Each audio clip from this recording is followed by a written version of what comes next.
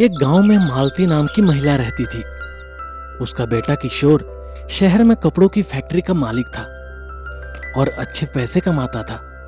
मालती का समृद्ध परिवार था, लेकिन फिर भी मालती पुराने ख्यालात की थी।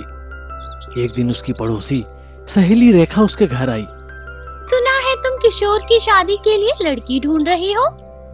हाँ, लेकिन तुम्हें कैसे पता? पता कैसे नहीं चलेगा, तुमने कल सुमन से कहा और उसने पूरे गांव में बात फैला दी। अब औरत के पेट में कोई बात कब तक रुकेगी?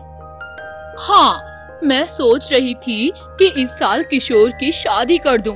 बस इसीलिए ये बात मैंने सुमन से कही थी कि कोई गांव की अच्छी लड़की नजर में हो तो बता देना। अरे मालती बहन, गांव में तो सारी अनपढ़ लड़कियां हैं और अपना किशोर तो पढ़ा लिखा ठहरा, तो वो भला गांव की अनपढ़ लड़की से शादी क्यों करेगा? क्यों नहीं करेगा? वो मेरी बात कभी नहीं टालता। तुम्हें तो पता है, पढ़ी लिखी लड़कियां घर तबाह कर देती हैं। इसीलिए अनपढ़ लड़की देख रही हूँ जो मेरी मुट्ठी में रह सके। तुम्हारी सोच तो तुम्हारी जैसी पुरानी हो गई है, अब जमाना बदल गया है। हाँ, तू रहने दे, अभी हमेशा उल्टी ही बात करती है। मैं जा रही हूँ, मुझे बहुत काम है। और मालती वहां से चली जाती है।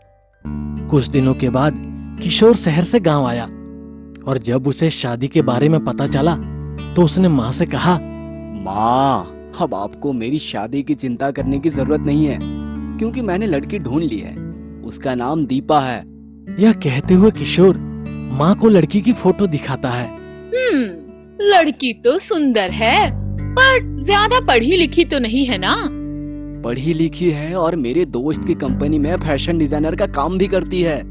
ये फैशन डायनासोर क्या है? फैशन डायनासोर नहीं, फैशन डिजाइनर, मतलब कपड़ों की सुंदरता बढ़ाने का काम करती है। माँ, हमारी नंबर 1 जोड़ी है। मैं फैक्ट्री में कपड़े बनाऊंगा और दीपा उन्हें डिजाइन करेगी। नहीं नहीं नहीं, इससे तेरी शादी नहीं हो सकती। पढ़ी लिखी है, नौकरी करती है और ऊपर से शहरी, ये तो पूरा ही घर खा जाएगी। हाँ, पढ़ी लिखी नौकरी वाली बहू नहीं, आपकी ये सोच घर खा जाएगी।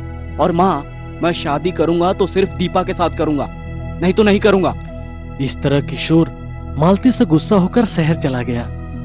किशोर के गुस्से और जिद के कारण मालती शादी के लिए राजी हो गई और किशोर को कहा, ठीक है, तू उस लड़की से शादी कर ले, लेकिन एक शर्त पर कि वो नौकरी नहीं करेगी और घर पर रहकर गृहस्थी संभालेगी।